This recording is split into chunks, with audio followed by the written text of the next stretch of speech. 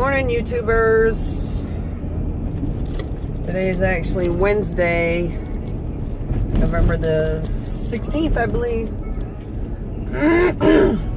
And again, on my way to class. I didn't do a video on Monday for two reasons. First reason was it was pouring down raining, and I didn't want to be distracted from driving doing a video. So, second reason is because, yeah, I'm gonna get political. I'm depressed by this election. I was physically ill Wednesday morning from the results. And not that I'm a Hillary lover. I did vote for her because her views most reflect my views. I don't believe Mr. Trump is a Republican. I believe he felt he could run on the Republican ticket and win. And he did. He ran off of a lot of things that normally would not have been even thought about from candidates in the past that would have even thought to vote for somebody like that. And I think that the perceived hatefulness from groups of people that he completely demeaned and made fun of, I think really hit me at my core, because every group that he attacked, I know or am myself one woman.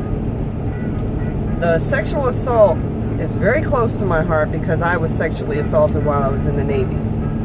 So that one thing really hit me to the core. Two, disabilities. I'm a disabled veteran. I know disabled veterans. I know people who are just disabled, period. I have Muslim friends. I have two half Mexican. I have a half Mexican niece and nephew. My soon-to-be son-in-law is Mexican. My husband, for those of you who do not know, is African American. And I have 3 biracial daughters. So a lot of the stuff that he said really hit home. Now, whether he believes them or not, I guess remains to be seen. His appointment to his staff of Steve Bannon was disappointing. His thought for Secretary of State, John Bolton, is scary as hell. This man is a neocon. He likes war. Wishes we'd go back into Iraq. Would love to bomb Iran. And I have a daughter, my middle daughter right now, who is already in the process of joining the Navy. And that scares the hell out of me, that this man who is considering a neocon to run the Secretary of State is frightening to me. My youngest daughter is also going into the Navy. And I'm not so sure that I don't want to talk them out of joining for fear of going back into unnecessary wars. I don't want to bury my children. Another thing that's pretty near and dear to my heart is the environment. Yes, I'm driving an SUV because it's paid for and I can't afford another vehicle, period. The environment is very important to me. And then to hear that he may appoint, I think his name is Myron Ebell to the EPA, who happens to be a climate denier. So I hit a pretty hard depression from Wednesday until probably, late Monday.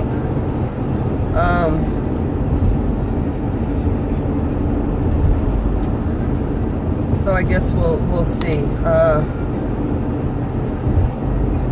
I think the one thing that just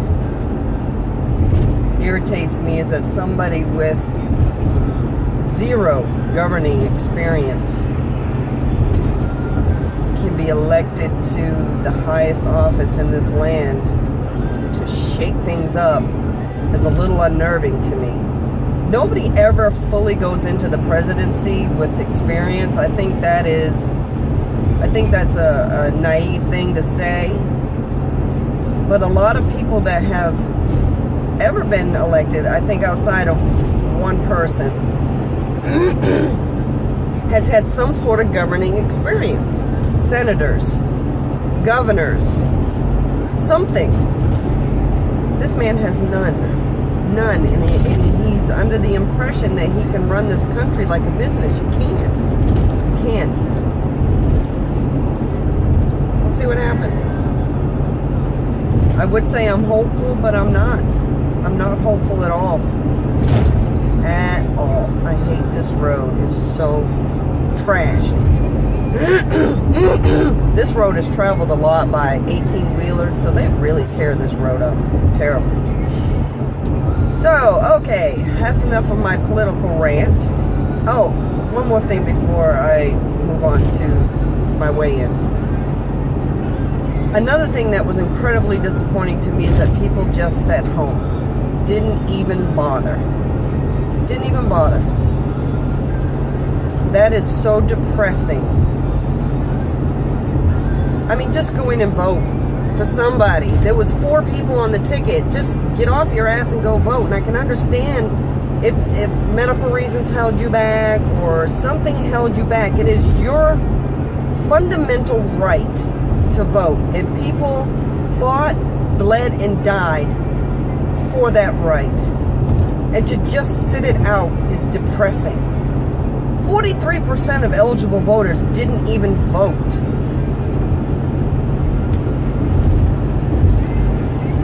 Anyway, okay. Get something to drink, clear my throat.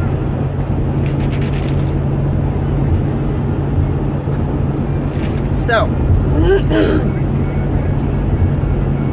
I got on the scale Sunday morning and actually hit 202.6, I believe.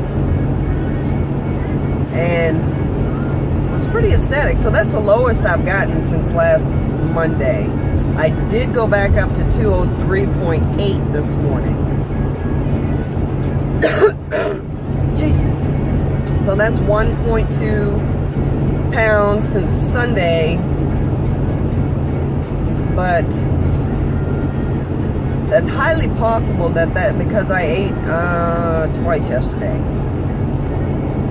And normally over the course of, 6 days a week, I usually only eat one very large meal.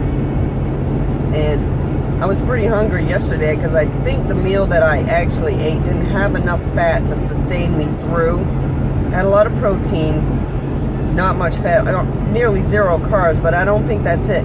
When you're on this type of diet, you actually need the fats to keep you satiated longer. And I think that's where I messed up. I don't think I had enough fats in that meal, which led me to be hungry like 3 hours later because I think my body was craving that fat.